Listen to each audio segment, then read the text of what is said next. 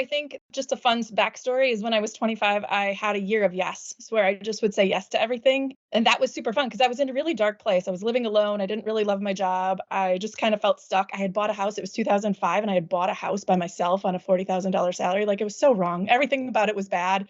It was non-fi. But then coming out of that, it was like this freedom phase of like just exploring what was out there and what the options were. So that was kind of a precursor coming into my relationship with my husband, who's not adventurous at all.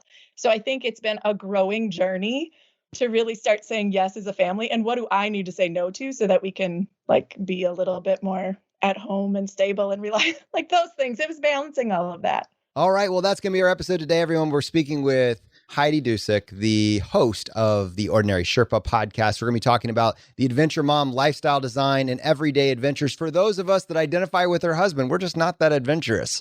But we recognize that probably that will come with some level of regret, benefit of hindsight. We're willing to be pushed. So for those of you that are willing to be stretched, pushed a little bit past your maybe limiting beliefs of what your life needs to be, Heidi's going to stretch us today. And welcome to the Ultimate Crowdsourced Personal Finance Show. This is ChooseFI. You're listening to ChooseFI Radio. The blueprint for financial independence lives here.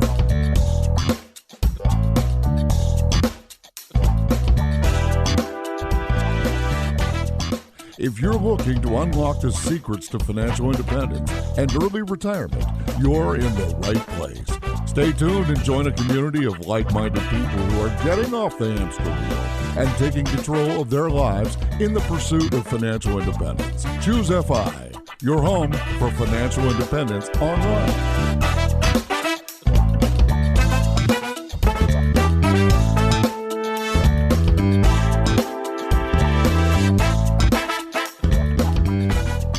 All right, guys, very excited to dive into this week's episode. We're going to be speaking with Heidi Dusek, the host of the Ordinary Sherpa Podcast. Just an amazing, incredible podcast. If you haven't listened to it yet, you should definitely subscribe. But we're going to be talking about this idea of lifestyle design and looking for the extraordinary and maybe what some people would write off as ordinary. So to help me with this, I have my co-host Brad here with me today. How you doing, buddy?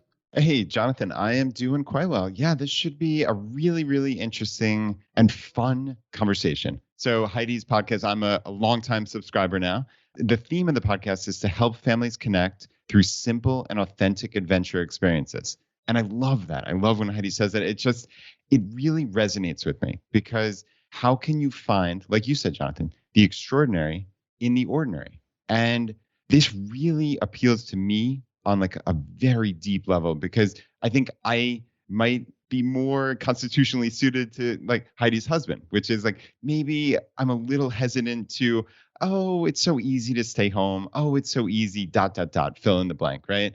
But memories aren't made when you're just kind of doing the same thing over and over again. And I think just looking for that, having that mindset of looking for adventure is so important. So I'm trying to cultivate it. And yeah, I know selfishly, I'm really looking forward to this. So Heidi, welcome to ChooseFI.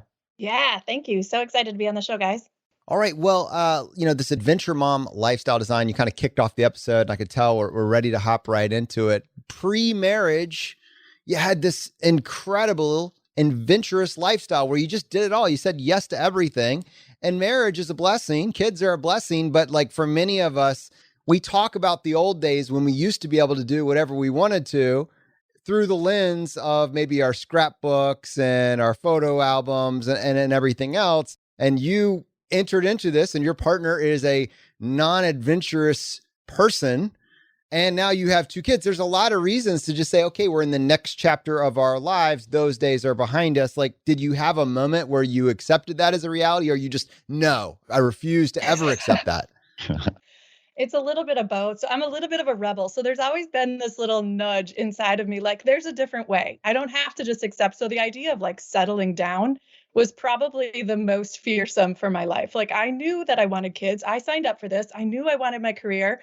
To Jonathan's point, I had spent a lot of money on my education that I didn't want to throw that away and just be a mom. I didn't want to throw away this idea of adventure because I had kids. So I was trying to figure out and decided, all right, I got to optimize this. I got to figure out a way. And I leaned into my husband's strengths, which he's still adventurous, but he's like a closet adventurer. So he really loves motorcycles. So I was like, okay, well, we can figure this out. I'm just going to hack it a little bit and find a different way to look at this adventure. It wasn't probably where I would have spent my time, but that's how I got him on board. And once he was on board, then he was like, oh, I get what this does. Like, this is kind of like the antidote of regret. It is a way for us to really build these experiences. They're not always expensive. I should mention, by the way, he's super thrifty. And so I had to convince him that we could do this on like a penny budget. And then it's been a challenge all along. Like, can we keep that little budget that we had when we first started out? We got married in 2008 and it was, remember 2008, it was tight times. So we had to really kind of get creative in how we adventured as well.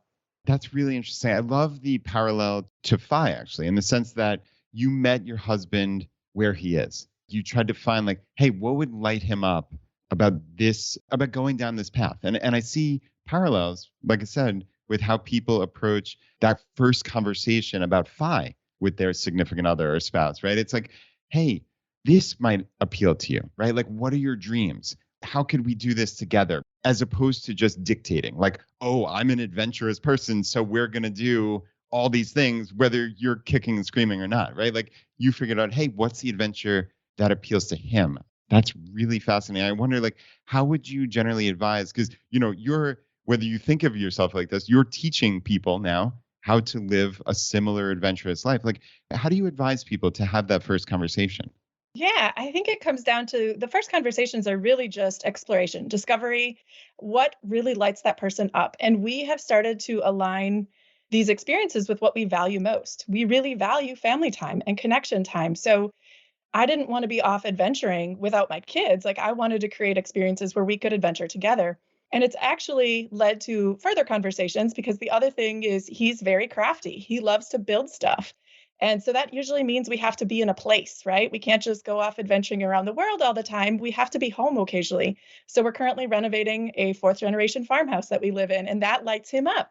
So it was really finding these small wins. What is it that they dream about, and how do we experience that on, I guess, like from a product development side? It's almost like doing a minimum viable product and testing it and then going, okay, did that work? We did a joy audit too, by the way, like, to geek out for just a second. I don't want to go down the rabbit hole, but we did this little experiment where we would say, okay, what was the value of that experience? How much time did we spend on that? And what was like our joy rating? And it's very non-scientific, by the way. I mean, it was literally like 1 to 5. And then we started to look at, okay, where are the things that are really bringing us the most joy? How much are we spending on them? And how much time does it take? Because time is also one of the enemies of advancing these adventures, is you just always feel like you don't have enough time. So as we started to get clear about that, it was like, well, this doesn't have to be this epic thing. It was really simple things that lit both of us up. I want to go back to the first one. Like, he's a non-adventurous person. All right, so what is he interested in that then we could tack adventure onto, right? It seems like that was the way in. So you said, all right, he's interested in motorcycles. Okay, what did that mean? Like, how did you pull it off? What lessons did you take away from that first little stab at building this adventure-rich life? Yeah, so the first real adventure I took him on was he and I were sitting in our car. I was driving somewhere. He was in the passenger seat, and he's looking at a motorcycle magazine. And he's like, gosh, look at all these really cool bands in Sturgis. And it was like mid-July, and Sturgis is in middle of August. And I looked at him like, well, let's go. And he's like, no, I don't have a big enough bike. And I'm not made for, like, that's 4 states away. We don't have enough money. Like, there was all these excuses. So slowly we just started to go, well, so what? Let's just go for the weekend. I'm the person riding on the back of the bike. Like, who cares if the bike is big enough? I'm the one that's going to be uncomfortable. And we packed up our stuff. And there was something about that he's like, you're serious, aren't you? I'm like, yeah, I'm serious. So we left on a Wednesday. And we came back on a Sunday, which is insane. Like, nobody signs up for that. But I think he realized, when you say yes to me, I'm going to do it. And I'm going to hold you to it. So there was this little accountability thing. And then he had so much fun that he was like, I had no idea this was even possible. And it didn't cost us a ton of money. We had a campsite. We already had a tent and gas money and some food. So it didn't really cost us anything, but that was his in. And then I think that's probably why he married me, you guys, is I think he realized, like, oh, this could be so much fun. And it doesn't necessarily have to be these crazy adventures all over the world. Huh. Yeah, I love that. Just saying, yes, this can be so much fun. It doesn't have to be scary. It can just be fun. And something you said a couple of minutes ago, like, adventure doesn't have to mean traveling. right? I think a lot of us just kind of equate those two things in our heads, or frankly, a lot of time, right? Like an adventure can be a micro adventure. It can be a couple hours on a Saturday morning or a Thursday morning, whatever it may be, right? But you talked about this fourth generation farmhouse. Like to me, as you're saying that, because my mind is now trying to get into adventure mode, like renovating a fourth generation farmhouse while you're living there, that sounds like adventure by any definition, right?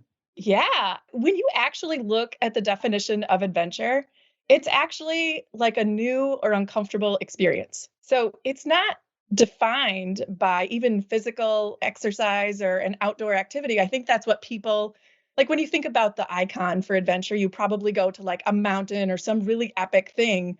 But the definition is really about getting yourself outside your comfort zone and learning or doing something new. And so that's where we try to focus adventure on. Yeah, there's sometimes those crazy wild things of I haven't climbed Mount Everest and I probably will never will, but there's that like idea of a summit that seems really inspiring. But we try to think about adventure as like the journey of what are the little things we can do every day to stretch ourselves outside our comfort zone and learn and grow and create these experiences.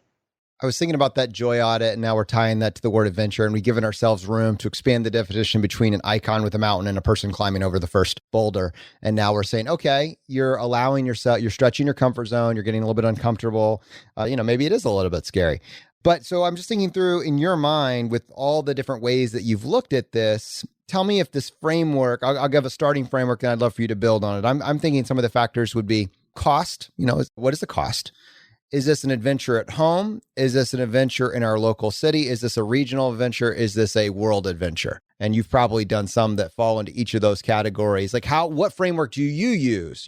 I gave a simple one in a minute and a half. What framework do you use for the categories that adventures fall into? Yes, I would say it depends on connection activities. So we think about it like what's a family adventure versus an individual adventure.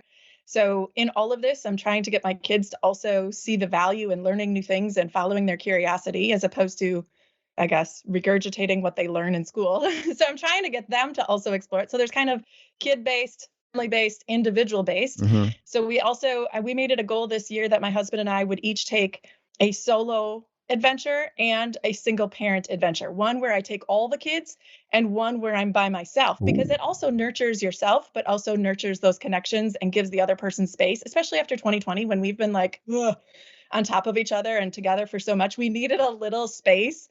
So that would be a category is like what are individual together and then kid-based adventures. There's definitely geography is included in there when you think about, what's local, what's maybe 50 miles away, what's in our state, what's in our country. And then is it something we drive to? Is it something we fly to? If we're traveling, some of it has to do with cost. Some of them too are what are we aspiring towards? And then if you work it backwards, what's the first step? So to give you one example there, like maybe it's an activity. My oldest son is into single track biking, and that's probably an adventure that I don't know that I want to sign up for it. I've done it, but like that's a skill and it's a little bit more Black Diamond-ish than I really want to do. But if that's something he's working towards, what are the things I can do to help him get that exposure now without having to jeopardize everyone in the family or to do things so that one child, I don't want everybody else to sit on the sidelines, if that makes sense. Like how do we foster those benchmarks towards longer term adventures and experiences? And another example is we are thinking about a gap year. So we've been doing these little tests of, we just did 3 weeks in Hawaii. Can we handle that much time together? Is that too much time? Like, how do we need to build in breaks? We spent some time in an RV. Is that too close? Like, is the space comfortable enough? Do we have enough of a connection? So there's a lot of little nuances that really go into that. And I don't know that I added a lot of value in your framework, but there's little aspects or criteria, and it somewhat is pulling from the things you value. If you really value connection, you may have to build that into your framework so that you have peers that you connect with along the way. If you really value solitude, well, then you need a space where you can be alone and define what that looks like. If you really value, listening to podcasts or books, what's the library that you're building? So I think there's different ways we learn, there's different ways we connect. All of those things kind of are built into that overall framework. Yeah, I have a couple questions jump out to me, but the first one is around like non-traveling adventures. We said, these are just new or uncomfortable experiences. It doesn't by definition have to be travel. Like, can you give like a couple of examples just for people who have only ever previously thought of adventure as traveling. Are there a couple of examples that jump out to you as like, hey, this was an adventure we did in our house or in our neighborhood or whatever, or just learning something? Does anything jump out to you right off the bat? Oh, yeah. So I'll give you two examples. One is just something that we do indoors. We do a monthly adventure list, and we've been in a week of rain. So it's been a little nuts around here because we just came off these epic adventures and now we're like stuck together in the house. So we'll have this list that we can pull from, and it's everything from board games to let's create a new design or a new project. I wish I had a list in front of me. I could give you some examples, but little things, sometimes we ate dinner with chopsticks the other day. Oh, wow. And it was mac and cheese, by the way. Like, it's not these hard things, but it's funny, right? It creates these really funny moments. On a different lens, it also applies to my professional life. My husband and I are both still working full time. We're still on that path, and we've got a couple more years before we're truly going to be FI and completely independent. And so those hard questions are still out there, and those adventures are on things that are uncomfortable, like negotiating for more time off, or my husband wanted to negotiate for a sabbatical. So things like that are still adventures to us because we still use that framework. Is this helping us reach our goals? What is this going to offer? Is this a value? What's the first step? So all of those things really apply to many aspects of our life, not just the fun. I say it's about life, work, and play. So what are the adventures in each of those segments, and how do we advance our goals? I want to talk about a term that I think I heard for the first time on your podcast, though I'm not sure that you're claiming it as an original term, but it's this one of untourism. And I think it goes to the heart of what Brad was talking about. If you're applying a creative lens to adventure, and whether you're looking at it inside your house, inside your, local city, inside your region, your state, the world, what does it mean to embrace this idea of untourism kind of as a philosophy for grabbing onto adventure? Yeah, I would say at its core, it's traveling differently. So it's looking at, in like the FI lens, it's taking a problem and looking at it just a little bit differently and having a unique experience. So to just kind of peel back the onion on that, first of all, I always try to choose locations that I'm unfamiliar with. So many people, we have a tourism issue, and now there's ecotourism and all that kind of stuff because we've over-tourized. Is that a word? It is now. Sounds good. Yeah, I like it. Places have been overutilized by tourists, and so it's kind of damaging those facilities. And so I think, for example, you think of Paris, what do you think of? You think of the Eiffel Tower. What else is in Paris? What is completely unconscious to me because I've never been exposed to it. So for us, like the first step is how comfortable or how much do we know about this place? And we try to lean towards places we know nothing about. Let's use Paris just as an example, because I think this is an aspirational probably place for many, many individuals.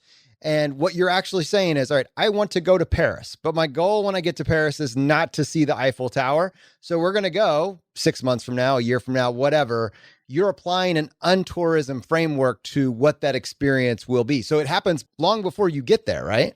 Yeah. So first of all, we're choosing the location up front, and then we build our network around that location that we're interested in. So we try to really connect with locals and get to know, like, what are the small businesses in that area? Where's the best food? Like, what's the flavors or the food that area is known for? What's 50 miles away from the greatest attraction in that area? And what's unique about that place? So it's starting to build our network and ask these really different questions about the places in that space so that we can connect and have a different experience. So it's all of those little unique things, but that all happens prior to even going. I guess, would it extend even to, hey, everybody who goes to France thinks Paris, but this is a large country. There's somewhere, 70 million people roughly live there. Like, there are a lot more experiences we could have outside of Paris. Like, I think there's a pretty obvious answer here. I don't think you're going to surprise us, but like, do you guys try to look for off the beaten path, or can it be just as fun to go to that major capital city and then find these unusual experiences that nobody else who's going there as a tourist is doing? Yeah. Obviously, if we're going to Paris, I'm going to still see the Eiffel Tower, right? Mm-hmm. So I'm not saying you can't do those things, but then it's not basing your entire vacation around the Eiffel Tower. It's saying, how do I find the hidden gems? So I'll just give you, if it's okay, I'll give you one example of how we did this in Hawaii. We were going to the Big Island, and if you don't know, there's a car rental shortage everywhere right now, in particular in Hawaii.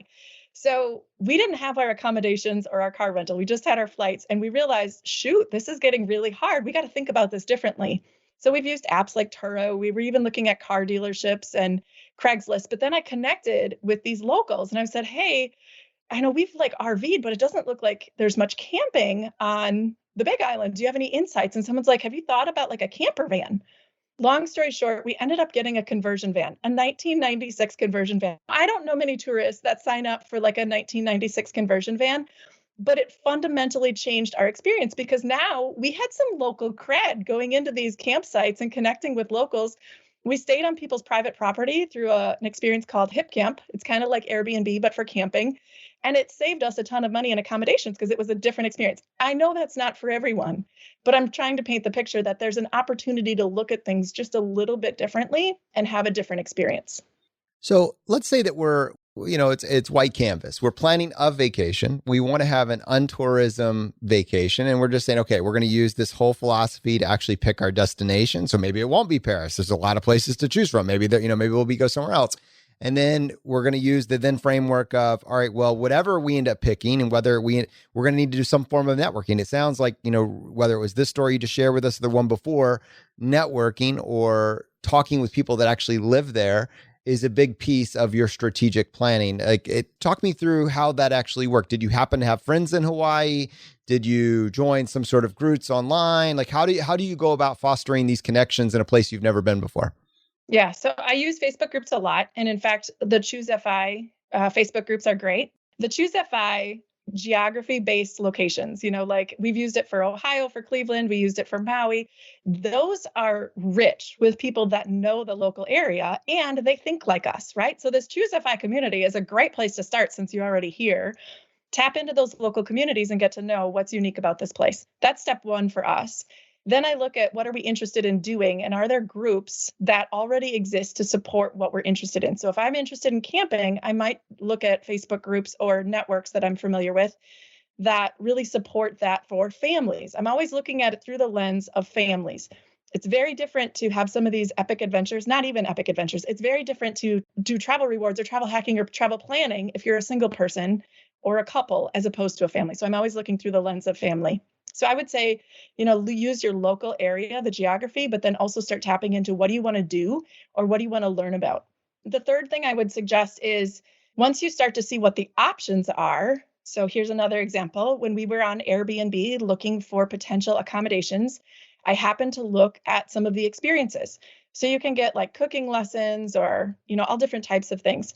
One of the experiences on Airbnb was to do this hot ponds or these warm ponds. They're kind of hidden, private, warm ponds that are heated by lava beneath the surface, but they're freshwater and they're free and completely accessible. But I had to figure it out. Well, it was $125 a person. I was like, whoa, not doing that for a family of 5.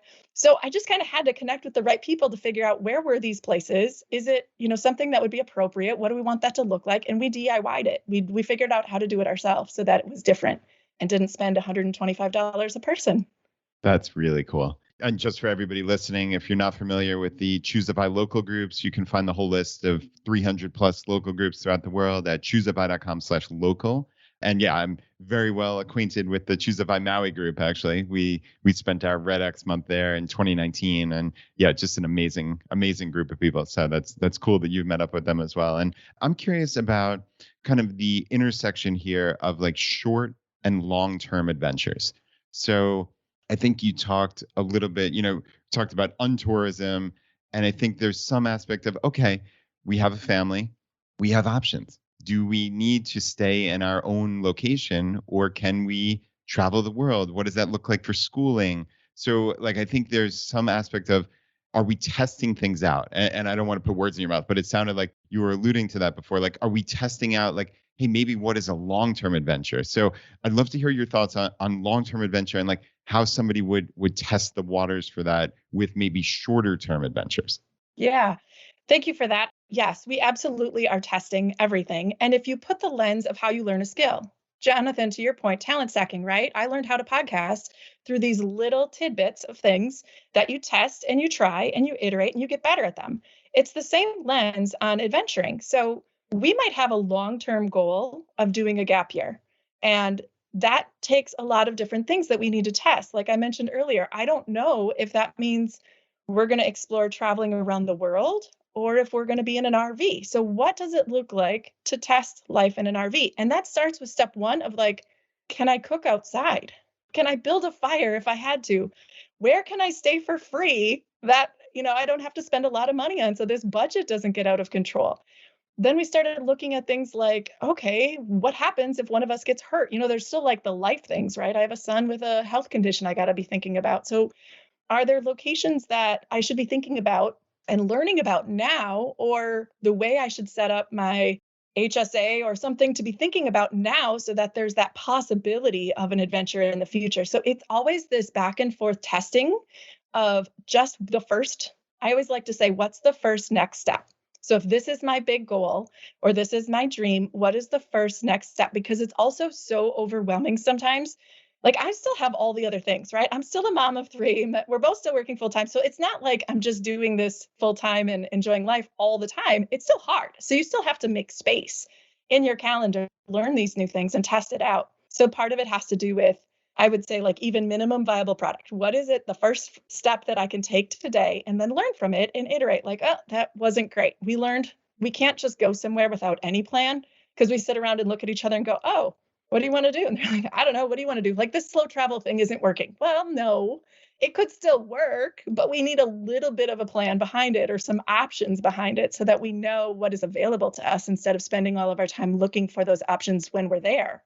So it's just this constant one step forward, a little bit of iteration, and then, kind of going back, like, could you see, we've had this conversation now with my kids, like, could you see us living in an RV for a year? And they're like, I think we can. So you test it and you're like, okay, how about a month? Let's try a month. Could we live in it for a month? And I think getting out of your comfort zone also means just leaving and going to a different place occasionally, because it's so easy to just like walk back in the door and you're like, oh, this feels comfortable. I'm used to this. So being intentional about getting outside and staying outside for a little bit is important to us as well, in that overall framework and that lens of testing.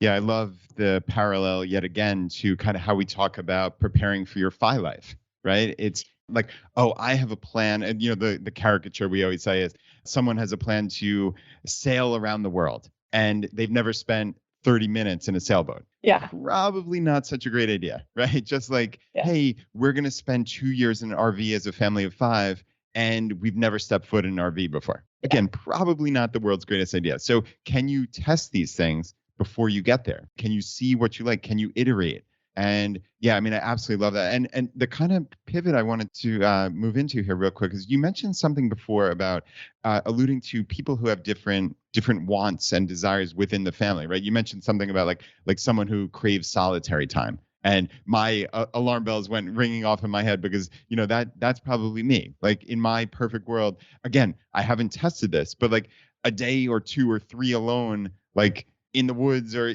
one of those like getaways, the little tiny homes in the woods, like that appeals to me intuitively. Like, so I guess my actual question to you is, when you have a family of 5 who undoubtedly many people, there are different wants, there are different personalities, there are different things that work. Like, how do you navigate that in terms of, hey, we ultimately need to come to a decision for the family, but understanding that people might want completely different things? Yeah. Part of that is creating the space for individual time to exist. So let me give you an example because I think it's easier to talk about in examples. We all have our one-on-one goals, our individual goals that we're interested in or our interests. And so we look at how are we going to foster this as an individual without sacrificing the family experience. So we kind of, I don't know, I guess I would say we're always checking the box like, okay, this is my son Micah loves dirt biking. Again, we're going to do this today because this is Micah's goal. We're all going to participate. So there's a level of compromise. And to go back to that concept of alone versus family time, it's not binary. You don't have to choose one or the other. So when we're in the RV, 8:00 is like individual time for us, for the most part. I mean, that's obviously a general statement.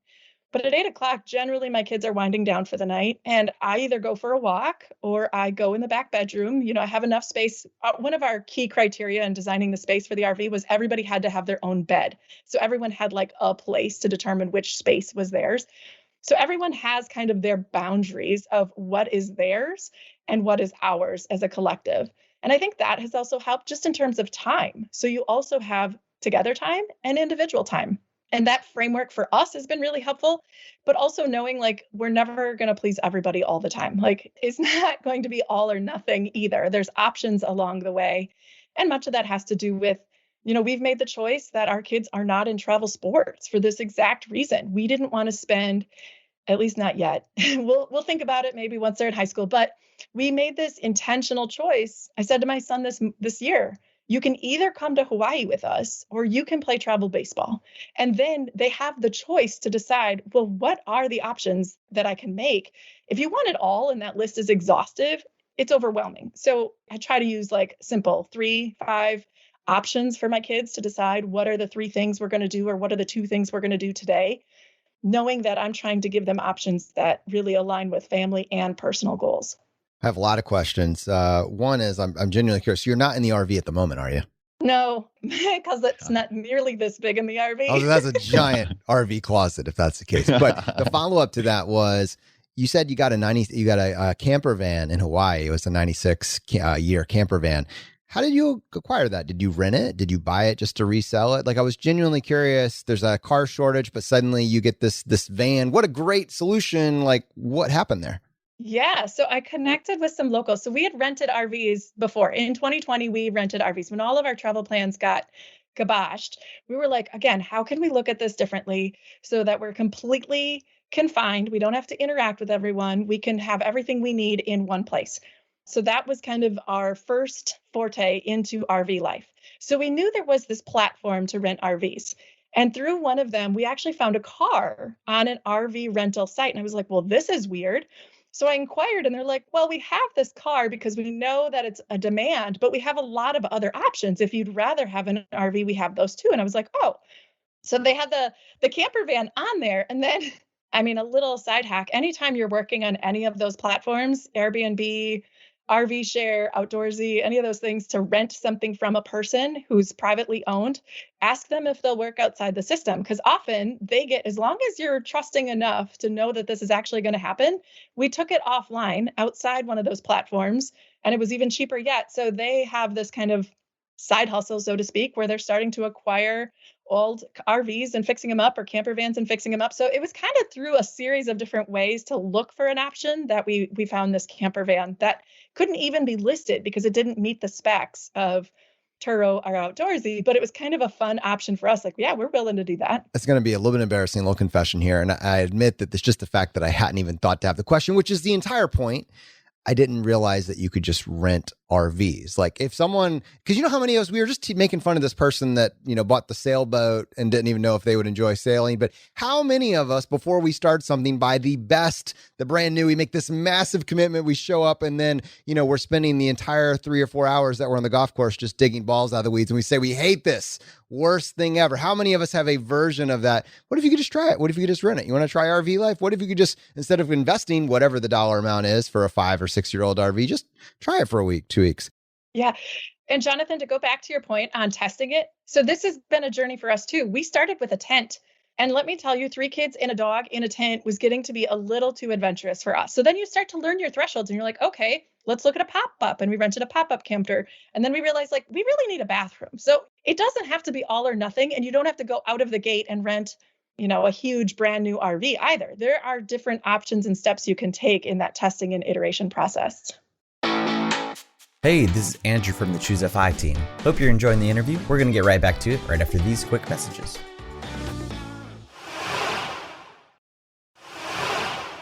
You were talking about goals, and I'm really curious because it sounded like, we have goals. And while, I feel like probably at this point I have goals for myself, I don't necessarily know what my wife's goals are over a short or intermediate or maybe long-term time period. And I certainly don't know, and I give myself a little bit of get out of jail free card here with the clause here.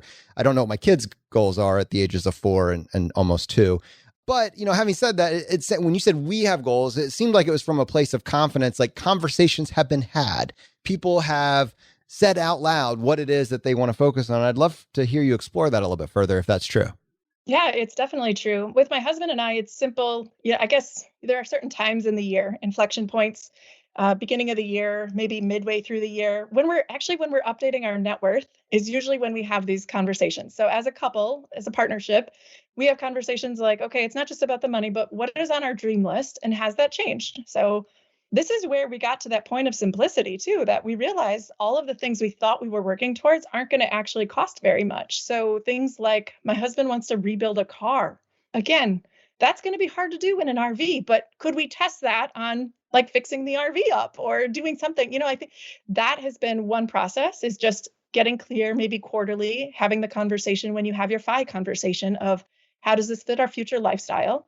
And then with the kids, we do one-on-one time. We try to do one-on-one time every month. But when I was talking about that joy audit, let me back up for just a second. The whole thing that led me on this lifestyle design was a couple of years ago. I don't know, I was making way more money than I ever thought possible. Let's just put it that way. I was shocked. And I thought, I can just buy everything, right? It was so easy to sign up for the drift life. And I quickly had that moment of like, but I don't want everything. But what do I want? Like, what do I want my life to look like? So that led me to the kind of the mantra of like, what if every day could be like vacation? And so we started to really peel back the onion on that too and say like, okay, what is it about vacation that you like? What is it about vacation that I like? And then it got into conversations of like, well, what are the things that actually bring you joy? And so for my kids are just really curious. So my son loves art and he wants to go to an art museum and take a workshop. So it became these activity-based conversations and some intentionality around, is it a SMART goal? I don't know. Is it measurable? I don't know. I would say, because I can measure the joy, the amount of money, and the amount of time. But is it scientific? No. I think some of it just has to do with some intentional conversations with every person in the family and just see, like, what are they good at? What do they enjoy? When do I see the most authentic smiles on their faces? Because that, for me, is like, if it's forced and they're kind of just going along with it, you're like, maybe this doesn't fit. If this feels like uncomfortable, that's one thing to grow through it, but it's another thing if this is painful. Yeah. Heidi, are there ways, so for people who maybe haven't been in this mindset of adventure, like, are there sites that can kind of, I know this sounds silly, but like that help you brainstorm possible adventures? Just like, here's a list of 1,000 possible adventures or something, just to like spark that creativity. Because I think, like I said, a lot of us who are just in that normal day to day, like, when you joked about that, we made a decision not to do travel sports. I'm like groaning inside of my head of like, our lives are basically swim taxis at this point. We just drive to and from swim practice. So, you're stuck in that day to day, but you want to adventure. But sometimes it's hard to even be creative. Like, are there resources? Obviously your podcast, but like, are there any resources or sites or groups or anything that just springs to mind? It's interesting you asked that, Brad, because I didn't find many that really fit us, which is part of the reason I designed it, right? So part of the reason I designed Ordinary Sherpa was to really help families to connect for this exact purpose. So what I try to do, though, is in my, I guess social media is probably the best platform. I start to look for who's ahead of me.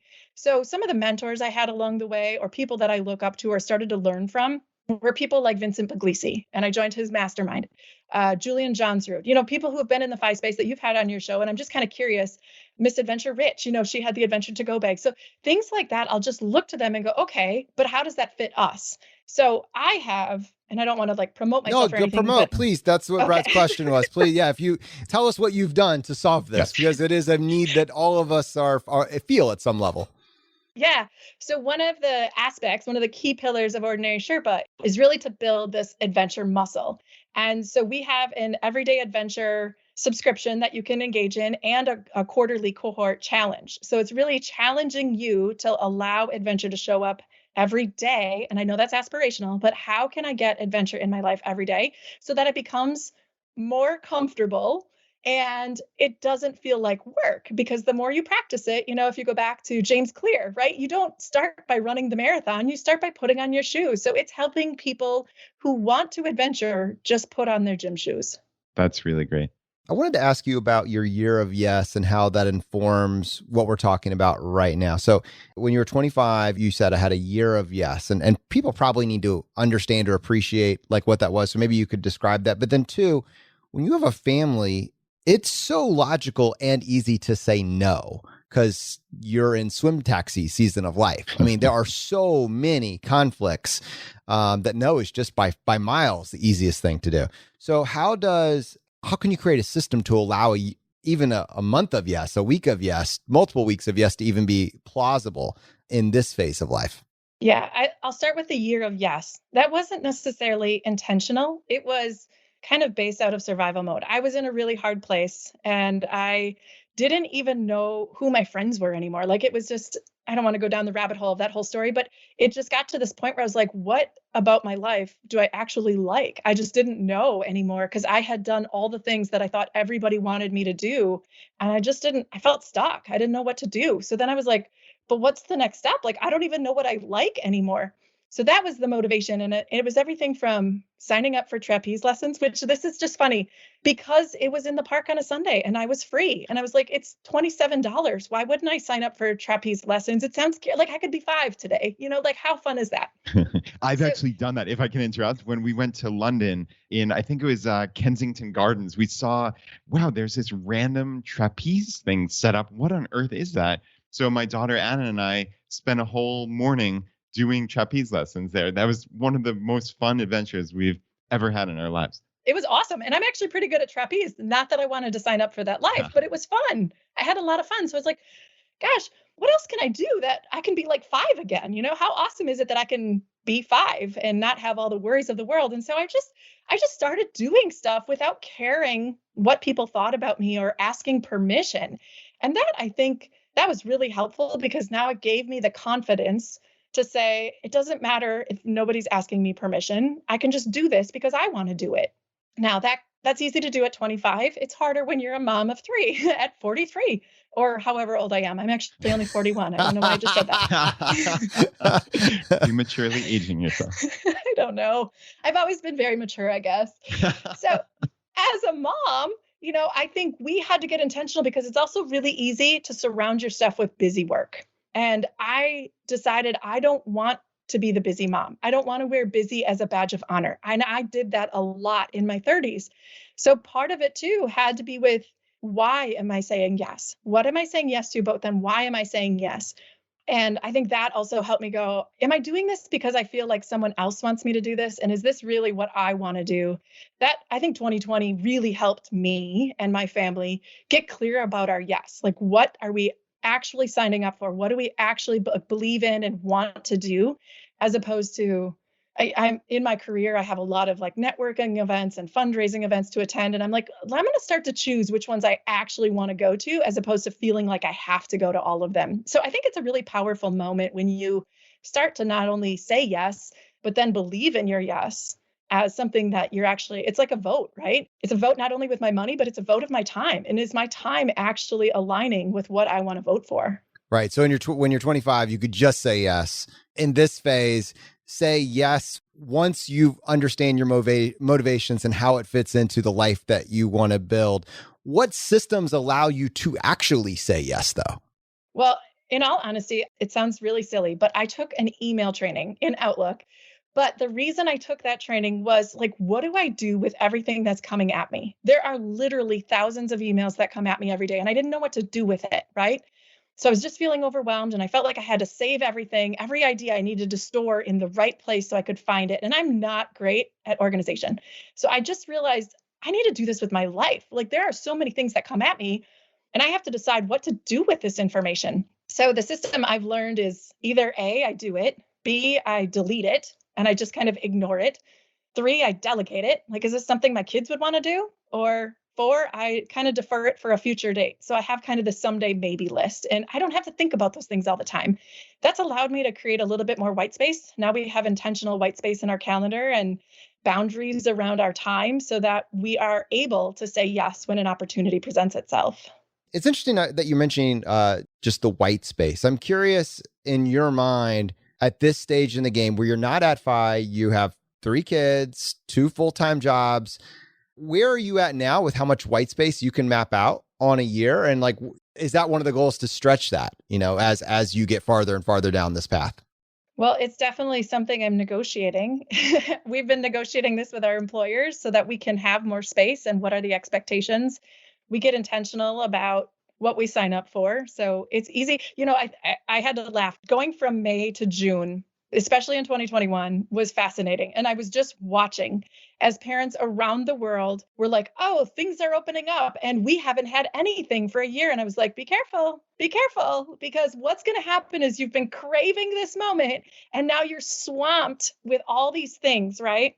And it became true. So many parents I talked to, I'm like, I'm not doing well with the transition. And I didn't, create enough space in my calendar to have the freedom to really do the things I want to do. And I was like, I don't want to be like, I told you so. But when you have the lens of keeping some white space open in your life, Monday nights for us is kind of white space. It's just the night that works for us. So we try to keep that open. Sundays are kind of white space days too, where if we wanted to do a family adventure, we just hold that space. It doesn't mean we say no to everything on a Sunday, but we just know now that it's kind of baked into our boundaries so that it's intentional, that we can say yes when we want to, but we try to protect that. And that's a known thing, right? And it works, based on the trends we've had. Our kids don't typically get asked to do things on Sundays, and Monday nights are usually kind of like everybody's just going back to work or figuring out what life is, or they're going back to school. So it just works for our schedule. And we've just learned to build that in and predict what's coming. Heidi, I have a question about that white space. Is there, and bear with me here, is there a danger of having that white space in that you're almost looking for something to rise to the level of kind of like being worth it, right? Yeah. Like, is that worth filling our precious white space? Yeah. Well, and there's also, Brad, if I'm being completely honest, there's so much FOMO in my life because I'm always like, oh, I could be doing this adventure and I could be doing this adventure. And so I have a really hard time. But to go back to your question, is there a danger in that white space? Like what's worthy enough of filling the white space?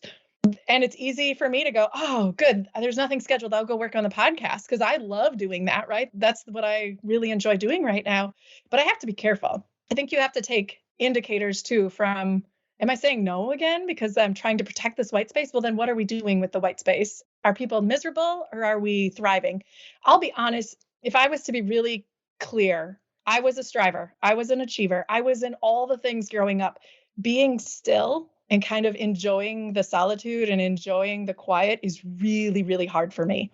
So now that's my adventure, right? Because that's the uncomfortable thing. So it's almost like flipping the switch of what does adventure look like for you? It's personalized because for me, adventure means I have to slow down. I have to turn off the noise and I have to be intentionally still and have some quiet time in my life. And that's really uncomfortable. I'm not really great in that space. Oh, I can definitely feel that, right? It's like you said before, a new or uncomfortable experience. Like that is the definition of adventure. So yeah, that's fantastic. And I'm looking for these parallels to FI, or I'm just not looking for them. I'm seeing them. I'm seeing them everywhere. Like that saying no is, I think, the third parallel to FI that I've called out. Is right. It's like you have to really find what lights you up. It's so easy to say yes to everything because there are so many things that are good enough, right? Right. But man, what rises to that hell yes level of like, we have to do this. So yeah, that's super cool. A really good parallel, Brad, to that is, you guys talk about building your budget based on value. The same can be true about your time. So if you build your experiences based around what you value, that's the same parallel to that's what I learned in financial independence is that I'm not saying no to everything. I'm choosing the things to say yes to. And that's the same with your time and with adventure. I'm curious, what is on your current, is bucket list a term that's okay to use? Is that like something that you think about or something that's growing? You're putting things in there? Like what's on your like short-term bucket list? You know what I mean? Yeah, I don't have a bucket list, but I have a someday maybe list. And I don't care. I don't get all caught up in the trends and all that kind of stuff. Someday maybe. So I'm writing a book that is a completely different adventure for me. That's something I've aspired to do since forever. So I just decided I need to stop talking about it and start doing it. We are definitely exploring a gap year. That's probably 2 years off. Although my son said, I think we could go next year. And I was like, I'm not ready. So the one more year syndrome is really hard right now because we do have enough saved that we could potentially take a year off. My kids all have kind of their own adventure lists. And so my daughter has this idea that she's going to hit all the national parks before she graduates high school. So my son, for the record, started playing baseball at age 2. Like he just loves baseball. And we started going to Major League Baseball stadiums. So it became his bucket list, so to speak, was hitting all the Major League Baseball stadiums before he graduated high school. Well, now my daughter, there's only 30 Major League Baseball stadiums. There's 63 national parks. So it's a pretty aspirational, like, I don't know that that's possible, but we'll see.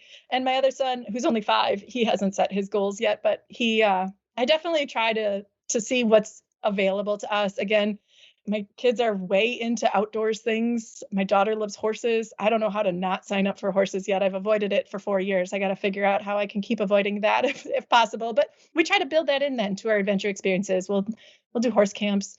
My son's into single track racing. And then my other son is big into fishing.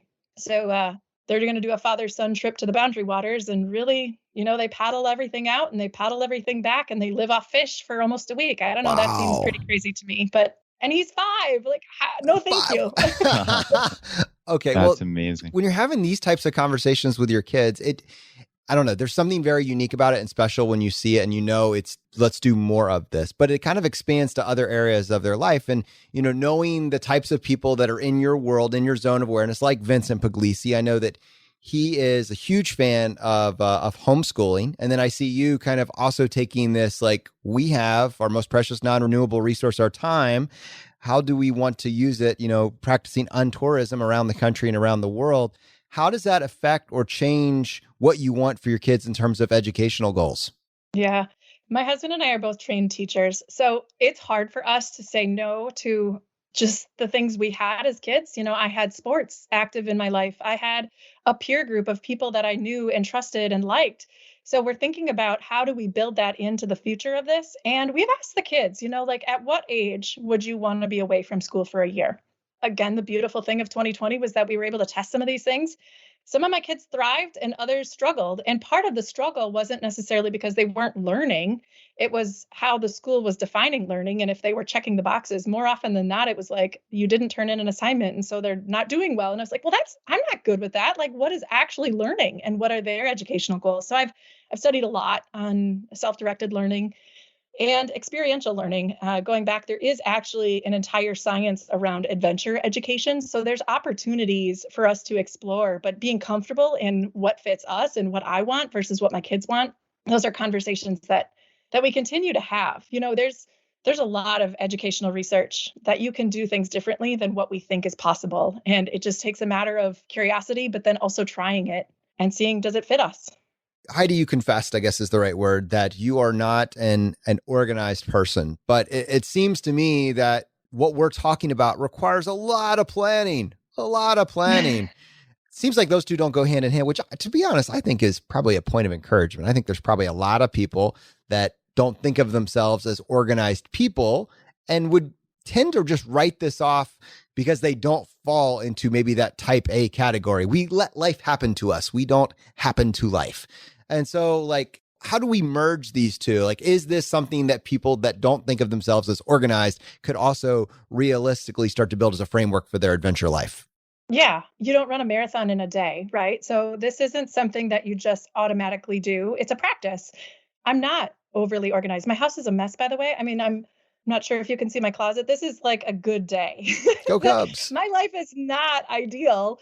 And it doesn't always look pretty. And that's okay, because I think the other thing too is when you're living into your values and what's important to you, you heard in my values, their connection, creativity, and authenticity. Like it's not organization. It's not perfection. So I'm okay with not quite having it all figured out because this is who I really am. And we've tried to really embrace that as a family too, that, yeah, I would love an organized house. I would love to walk in my house one day and have everything clean. But I don't know if it hits the priority list high enough for me to feel like, oh, well, that's worth investing in. So when you talk about adventure, though, that's a high priority for me. So I'm willing to put in a little bit more time. I'm willing to get a little bit better. And it frustrates me when I've already started this list and now I can't find it. So now I'm building a system so that I can access the things I want and need when I need them. So some of it does come with just building systems, but it also comes with building practice and playing into what you value in life and prioritize in life. Yeah. And there's this, it seems to me there's this kind of tension, if you will, between like planning and spontaneity, right? And you actually referenced earlier Mrs. Adventure Rich, who we had on way back in episode 76. And that episode was titled Plan Spontaneity, actually, right? So it was this interesting concept of they have like a to-go bag. They have a list of 10 or 15 things or whatever it is in their local area that they could do at a given moment, basically. And I thought this was really cool because to me, it's so easy to get stuck in that rut of every day, right? And then, okay, 3 or 4 hours opens up X. It wasn't planned white space, right? It wasn't whatever Sunday night. It was, hey, Saturday afternoon between 2 and 6, we've got nothing to do. What do we do? And we would invariably do nothing because we don't have anything planned, or we don't have a list, or we don't like, do you guys have a short-term list of, hey, if we've got 2 hours, we could do this? Or like, how do you conceptualize that? Yeah, in our monthly adventure list, we have all of those kind of options in our back pocket. So a good example, we have similar to the Plan Spontaneity kind of episode is when you practice this enough, you know what you need, right? So I know what snacks we need, and I just kind of have them stored in the house. I know that everybody needs a water bottle, so we have a canteen ready. So you start to build out like, what do we actually need in order to say yes to things? I have a beach bag that's ready to go. I never can predict the weather. It's been raining here for 2 weeks, but if there was a nice day, trust me, after a week of rain, I'm going to say yes to an opportunity to get to a beach or a water park or something if the opportunity presents itselut and the sun is out. Where Brad and I would be looking at a sunny day, Googling cool things to do on a sunny day, still in planning mode. But the adventure list helps, right? So there's just places that we sometimes forget about. And I think this was also the motivation behind the list is I would see things and be like, oh yeah, I got to do that. Well, you don't remember it when the opportunity is there. So now we just kind of throw it in this list. And my husband and I too also have a shared note on our phone, a notes app on our iPhone where we'll just kind of throw things on the list as we see them or think about them. There's this thing that we wanted to go to.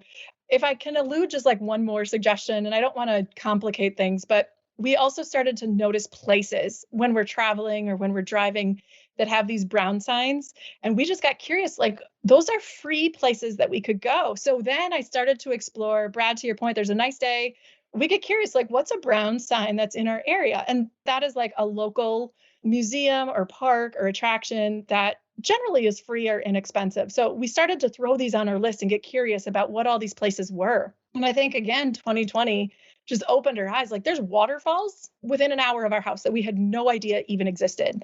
There were parks that we had never been to, these playgrounds, these epic playgrounds within an hour of our house that, again, that would have been a tourist attraction had we been traveling and not known, So we started to go, gosh, we could be tourists in our own town, but we don't always know what the attractions or the options are. So that has really been a helpful motivator behind getting that list up and running when we think of it, as opposed to feeling like, oh, it's a nice day and now I got to do all this work in order to go adventure.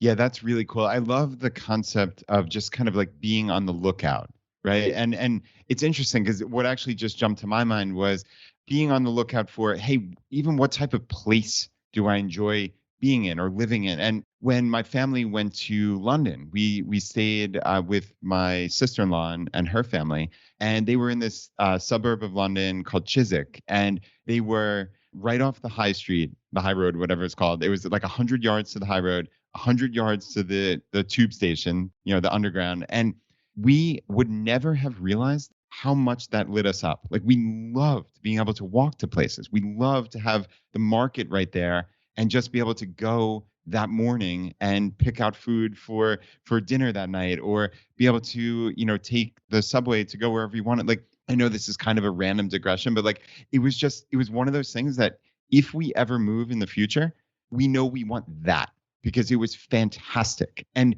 never in a million years would I have thought that would have been my number one priority for a future home of Phi. And it was just like such a cool moment of, oh, wow, this is really important to us. And we had no idea. I think you just like sealed the deal on why adventure is important. Yeah. Because if you didn't do that trip, if you didn't do that experience, you wouldn't have known. You wouldn't have known that was important to you because you didn't have that exposure. So as much as it's about new experiences and uncomfortable stuff, it's just, we don't even know what our options are sometimes. And we're making decisions based on what's conscious to us. And so I'd like to bring to light the unconscious, what's available, what are the options? And so that's how I've embraced adventure. I mean, I think I've heard this on many of your episodes before, but thinking about adventure as a platform for connection, understanding that it teaches risk, resiliency, independence, and curiosity, that lifelong love of learning. Heidi, people are listening to this. Obviously, you're listening to a podcast now, so people know how to find podcasts. They should definitely go check out the Ordinary Sherpa. Find it on your podcast player of choice. Heidi, I'll give this back to you. Is there maybe a particular episode that you would recommend they start with? And then outside of that, what is the best way to connect with you and your content? Yeah, I'll start with, if they go to ordinarysherpa.com/subscribe, they'll get my email list, and it actually takes them through 10 episodes of like the essential. So if you're just getting started in Ordinary Sherpa, it'll walk you through kind of the pillars of adventure and how the show is laid out. So that might actually be the best place to enter into the Ordinary Sherpa space. But you can also find me on any handle, Ordinary Sherpa, any platform, I should say, Facebook, Instagram, at Ordinary Sherpa. I think someone's going to ask us to close the loop. What is an Ordinary Sherpa? Yes, I love this question. When I was trying to figure out who I am and how I embrace adventure, I too went to Mount Everest, being like the icon of adventure. And I was reading a book actually about a climber on Mount Everest, and they talk so much about the Sherpa tribe. A Sherpa is essential for any mountain climber, any alpinist, to actually get to the summit. So I love that concept of Sherpa and the epic adventure, but I'm just an ordinary mom. Like there's not a lot of things that I'm uniquely capable of. I'm just an ordinary person. So I wanted adventure to be accessible to working families. That's what an Ordinary Sherpa is. And there's an entire community to help these families reach a summit that you choose. All right. Well, if that describes you in any way, go check out the podcast, Ordinary Sherpa. You will not regret it. It might change your life. Heidi, thank you so much for coming on the show today. Yeah, thank you. This was great. All right, everyone. I hope you got value from today's episode. Like, comment, subscribe, depending on your platform of choice, and share this episode with someone that would benefit. Maybe that kind of reluctant partner that, would like to say they've done adventure, but, they're not living that out. So maybe this is an easy way to on-ramp it and get closer to being able to say yes together. All right, my friends, the fire is spreading. We'll see you next time as we continue to go down the road less traveled.